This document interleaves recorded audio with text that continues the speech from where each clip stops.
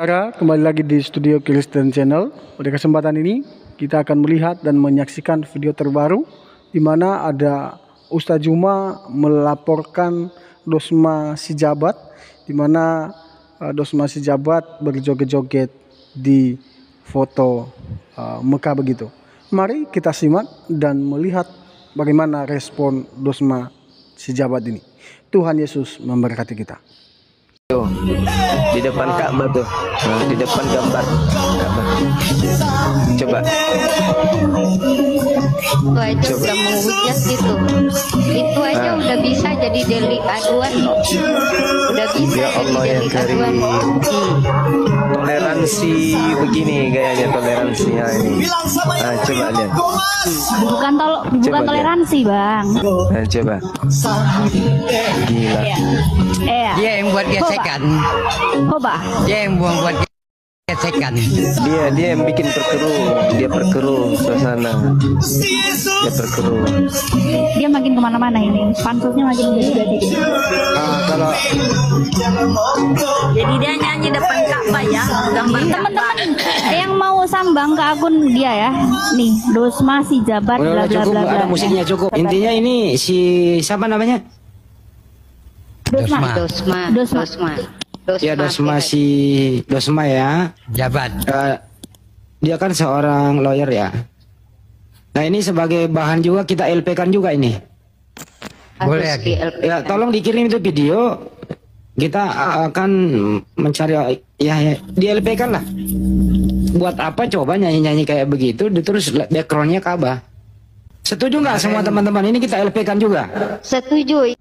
Halo, selamat siang, salam sejahtera untuk kita semua. Assalamualaikum warahmatullahi wabarakatuh. Kiranya Tuhan selalu menyertai dan memberikan kita kesehatan dan juga kesuksesan. Sebenarnya saya mau tertawa berapa hari ini saya dibuat menjadi bahan katanya yang akan dilapor oleh Zumba dan kawan-kawan. Ya, saya sih sebenarnya nggak masalah dan saya hanya bisa menertawakan, berarti mereka harus belajar lagi lebih dalam apa itu disebut dengan rumus pemidanaan. Ya, salah satunya yang disebut itu wajib memenuhi mens rea. Ya, mens rea itu apa? Silahkan langsung searching. Ya, dan suatu peristiwa hukum harus memenuhi adanya suatu kesengajaan untuk melakukan suatu adanya kesalahan atau kejahatan. Gitu ya. Jadi salah satu rumus yang terpenuhi selain dari unsur yang lainnya. Oke, saya masuk penjelasan sebenarnya kenapa kok bisa saya menari di Ka'bah. Aku bingung ya.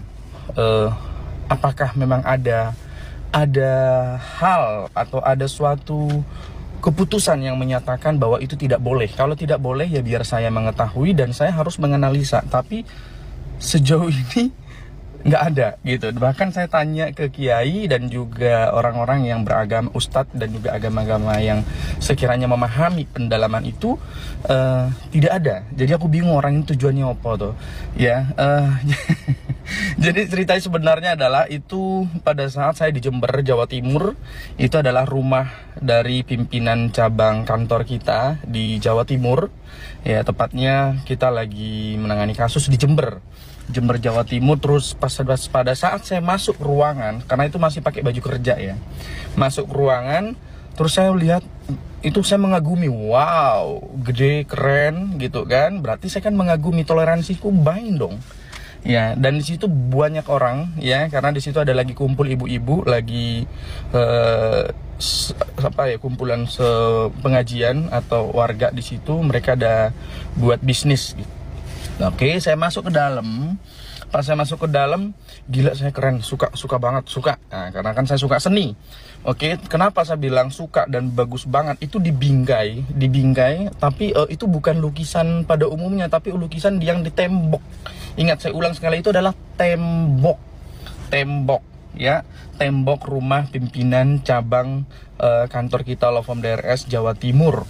Udah, sekarang saya mengagumi karena ibu-ibu di situ karena sebelumnya mereka katanya melihat saya di media sosial dan juga salah satu stasiun TV. Jadi mereka ngomong, oh itu kan Bang Dosma yang ini gitu kan. Karena saya tidak ada merasa sok ngartis, jadi saya nggak terlalu hiraukan, saya hanya bilang iya Bu izin gitu. Nah tapi karena mereka sambil ketawa-ketawa dan juga memfoto, yang juga katanya mau ngajak tiktokan, jadi spontanitas lah, karena waktunya tidak terlalu bisa cepat ya. Jadi saya langsung searching lagu, karena saya lagi tinggal di daerah Jawa, jadi saya searching dan itu yang muncul adalah lagu rohani, yang memang saya mau mencari lagu rohani ya, lagu rohani yang bahasa Jawa, dan itu bagus menurut saya, ketukannya, liriknya, semuanya, dan saya juga memahami. Cukup saya mendengar sebentar, saya langsung membuat gerakan, dan itu yang memvideokan itu adalah beneran Ustadz juga gitu kan. Dan saya juga izin, ini nggak apa-apa ya, nggak apa-apa ya, kan kamu suka, kamu bagus, itu kamu suka gitu. Nggak mungkin tak angkat lukisannya ya. Kalau saya menyukai tidak, yang ada saya bilang, sampaikan ini tuh siapa yang melukis, siapa yang ini, siapa yang itu, kok bagus banget ya, karena saya mengagumi. Dan nggak mungkin tak angkat karena kan itu tembok ya, dilukis di tembok, hanya dibuat bingkai gitu. Makanya saya hanya bisa mengabadikannya melalui video, nggak mungkin juga foto. Kenapa? Karena saya pengen mendokumentasikan bahwa itu keren. Kalau foto kan masih bisa editingnya gitu, kalau video itu adalah originalnya. Begitu mengenai video itu ya, sampai ada di YouTube, ada di TikTok, bahkan mereka membuat penggosipan yang luar biasa membahas itu. Silahkan ya, silahkan. Terus saya langsung telepon juga teman-teman di Bandung ya, karena ada perkumpulan dokter profesor hukum. Saya bilang, Bang, ini kok saya digini-giniin, kan di situ di organisasi kita kan banyak ya, yang lawyer muslim. Kalau saya salah dibilang salah ya, saya bilang gitu. Salah dari mana sih? Ya udah biarin aja di situ ya. Nanti kalau ada apa-apa kita yang hadir, kamu nggak usah hadir. Ya udah, oke, kupikir gitu kan. Nah terus saya juga mau menekankan juga, itu selesai yang tadi ya, case close. Nah saya membahas lagi perihal mengenai kenapa sih saya harus melapor ya, kenapa saya harus melapor Zumba dan kawan-kawan ya. Kalau tersinggung disebut Zumba, bodo amat, karena saya tahu bukan itu nama aslinya ya. Salah satu gurumu di Jawa Timur sudah menelepon saya ya, mantan gurumu ya, mantan gurumu, dan namamu saya tahu siapa, bukan itu, tapi kamu keren-kerenin kan. Oke. Terus saya sampaikan juga bahwa kenapa saya mengetahui struktur mereka ini. Sebenarnya saya tidak ada niat, dan sama sekali saya tidak ada ingin mengetahui, karena nggak penting juga buatku ya. Karena kalian seneng kan dibahas sekarang kan, seneng banget, katanya adalah bagian dari market. Emang iya, saya marketing S10 ya, makanya kalian searching, saya adalah salah satu marketing terbaik ya. Tapi salahnya kalian searching pada saat itu tahun 2000 berapa ya, 2013 ya. Waktu itu saya dapat penghargaan ke Korea Utara, ke Korsel mendapatkan sebagai penjualan terbaik, sampai dengan jabatan saya sebagai division director salah satu perusahaan franchise Amerika. Berarti saya bukan main-main kalau di dalam nge-market. Oke, jadi nanti saya market kalian, tapi kalian yang bener ya, yang bener.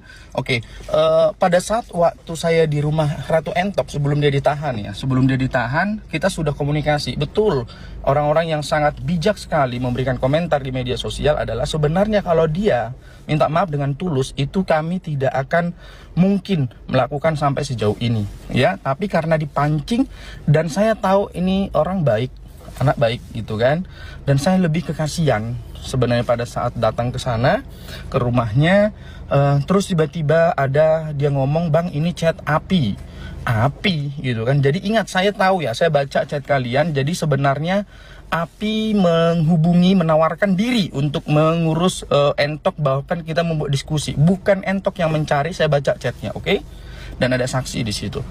Jadi yang memperkeruh adalah kalian. Oke, paham itu ya. Jadi menawarkan diri bahwa ini menjadi objek. Lihat, apa kalian bantu? Kalian biarin sendiri di sana kan? Oke. Pada saat waktu saya menanyakan apa api itu, saya pikir Asosiasi Pendeta Indonesia, beneran. Kenapa? Loh, kok kamu bisa dihubungi? Ya, saya bilang, Kak, kenapa kamu bisa dihubungi sama api? Karena kalau Asosiasi Pendeta Indonesia, saya pernah membuat acara Natal. Kebetulan waktu itu saya ketua Natalnya. antara Pradi ya, DPC Pradi dan juga API kerjasama sama organisasi yang kita punya ya, organisasi pengacara Oikumene Indonesia. Loh kok bisa dihubungi? Enggak loh bang, asosiasi ini, aduh, gitu kan? Kayaknya nggak penting banget saya bilang gitu kan. Oke, saya janji bang, saya nggak akan pakai jasa mereka, ya, saya nggak akan bersama dengan mereka karena saya tahu orang abang adalah orang yang sangat paham dan sangat bijak untuk itu. Tapi tolong cabut perkara itu kan, begitu kan? Ya, namanya untuk cabut kan butuh waktu ya. Karena apalagi saya kan pekerjaannya bukan ngurusin itu tok gitu kan. Nah ya udah. Setelah besoknya mereka makin menggila live. Kalian tahu kenapa itu dipercepat? Itu gara-gara kalian, makanya Entok ditahan. Ya, saya langsung ke ruang cyber dan langsung dapat penjelasan. Ya, bahwa pada saat live itu kalian dari pagi, siang, sore, malam itu ditonton langsung sama tim cyber Polda Sumatera Utara yang mereka juga geram. Kenapa? Karena itu berlanjut dan makin menjadi-jadi. Oke, jadi ingat, sekali lagi saya tekankan, Ratu Entok ditahan bukan karena ditangkap cepat, bukan karena kita sebagai pelapor yang tiba-tiba ayo cepat, kami bilang selalu sesuai dengan prosedural. Ternyata ada suatu perintah yang mengatakan bahwa jika adanya suatu perbuatan terus menerus dilakukan, bahkan itu berbahaya dan juga mengecoh dan juga membuat perkeruh di masyarakat, maka itu dipercepat ditangkap. Jadi Ratu Entok ditangkap, ditahan karena apa? Silahkan tafsirkan sendiri. Semoga bermanfaat. Terima kasih. Ya, Bapak Ibu Saudara, jangan kepanasan. Mari kita memberikan komentar yang baik dan positif terhadap video ini. Dan mari kita terus mendukung dalam doa. Semoga ada ketentraman, ada kedamaian, kesejahteraan untuk bangsa dan negara kita ini. Ya, itu sih harapan saya. Dan terima kasih sekali lagi sudah mendukung channel ini dengan cara subscribe, komen, dan share. Sampai jumpa di video-video berikutnya. Tuhan Yesus memberkati.